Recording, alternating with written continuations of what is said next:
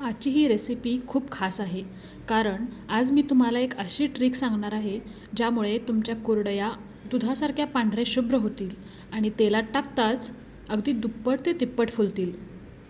तुम्ही जर का या पद्धतीने तांदळाच्या कुरडया एकदा बनवल्यात तर जुन्या सगळ्या पद्धती विसरून जाल आणि असाच तुम्हाला ही कुरडईचा अगदी कमालीचा रंग आणि खुसखुशीतपणा मिळेल, ही माझी खात्री. इथे आपण 1 किलो तांदूळ भिजवून घेतलेले आहेत आणि आपण 1 किलो तांदळाच्या कुरडया बनवतो आहे. त्यासाठी आपण भिजवलेले तांदूळ मिक्सरवरती वाटून घेतो आहे. बरं, ही पेस्ट बनवताना तांदळाचे पीठ करताना त्याची पेस्ट एकदम फाईन म्हणजेच अगदीच मऊ असावी याची काळजी घ्या.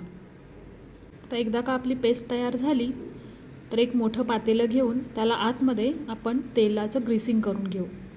यामुळे फायदा असा होतो की पीठ शिजताना ते तळाला चिकटत नाही आणि जास्त प्रमाणात करपतही नाही. यासाठी आणखीन एक महत्त्वाची गोष्ट म्हणजे नेहमी जाड बुडाचे पातेले वापरा. बरं का मंडळी, तुम्हाला जर अशाच पारंपरिक रेसिपीज आणि घरगुती खास टिप्स आवडत असतील तर व्हिडिओला लाईक करा आणि आपल्या चॅनलला सबस्क्राईब करायला विसरू नका, जेणेकरून अशाच नवनवीन रेसिपीज सर्वात आधी तुमच्यापर्यंत पोहोचतील. इथे तेल लावलेल्या भांड्यामध्ये आपण थोडं पाणी ठेवून त्याला एक चांगली उकळी काढू. आता याचं प्रमाण काय ते पुढे पाहणार आहोत. जसं मी म्हटलं, आपली एक सिक्रेट टिप आहे ती ही की आपण पारंपरिक पद्धतीच्या कुरडईच्या पिठामध्ये भिजवलेल्या साबुदाण्याची पेस्ट मिक्स करतो आहे. त्याने होईल काय, एकतर कुरडयांचा कलर अगदी पांढरा शुभ्र दुधासारखा येईल. कुरडया जेव्हा तुम्ही तळण्यासाठी तेलात टाकाल तर त्या अगदी मोकळ्या होऊन फुलतील आणि अतिशय खुसखुशीत होतील की तोंडात टाकताच विरघळून जातील. थोडक्यात सांगायचं तर साबुदाणा एक बाइंडिंग आणि व्हाईटनिंग एजंट म्हणून काम करतो, ज्यामुळे कुरडईचा दर्जा अगदी सुधारतो. आता हा भिजवलेला मिक्सरला वाटून घेतलेला साबुदाणा आपण गाळणीतून गाळून घेतो आहे, जेणेकरून याचे कण राहणार नाहीत आणि कुरडई जेव्हा साच्यातून पडेल त्यामुळे तुटण्याची शक्यता नाही. आता इथे भिजवून बारीक केलेला साबुदाणा आणि तांदळाची पेस्ट आपण मिक्स करून घेतली आहे. हीच पेस्ट आपण मोजून एखाद्या भांड्याने जितकी पेस्ट होईल तितकंच पाणी आपण वापरलेलं आहे. हे प्रमाण कुरडया उत्तम होण्यासाठी अगदी अचूक आहे.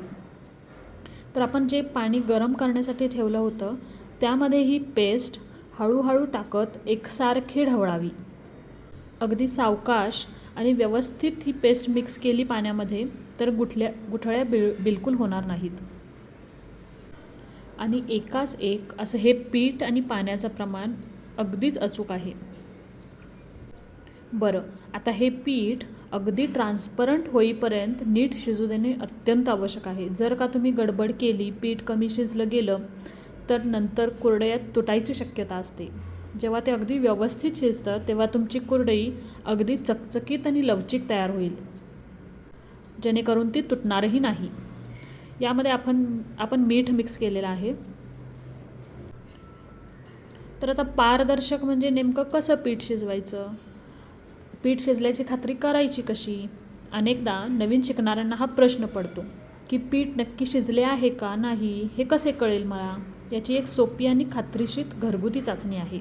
आपल्या हाताला थोडं स्वच्छ पाणी लावून तो हात ओल्या पिठावर अलगद टेकवून बघा. जर पीठ तुमच्या हाताला अजिबात चिकटले नाही तर समजावे की तुमची उकड अगदी परफेक्ट आणि मऊ तयार झाली आहे. पण जर पीठ हाताला चिकटत असेल याचा अर्थ त्याला अजून थोड्या वाफेची गरज आहे.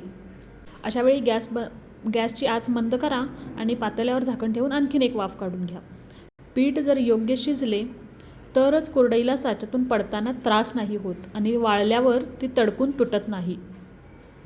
आता हे गरमागरम पीठ आपण साच्यात भरून प्लास्टिक पेपरवरती छान छान गोलाकार कुरडया पाडू.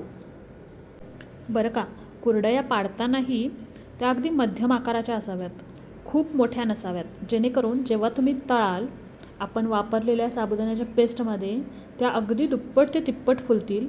जेव्हा त्या इतक्या फुलतील तर त्यांना फुलायला कढईमध्ये जागाही असायला हवी.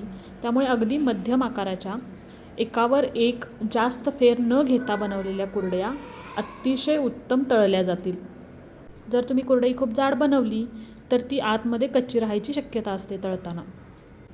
2 दिवस कडक उन्हात वाळल्या की तुमच्या वर्षभराच्या साठवणीच्या कुरडया तयार. साठवताना त्या कोरड्या जागी स्वच्छ डब्यात भरून ठेवा. तर मंडळी, सांगितलेल्या या टिप्स वापरून तुम्हीसुद्धा यंदा कुरडया नक्की करून पहा.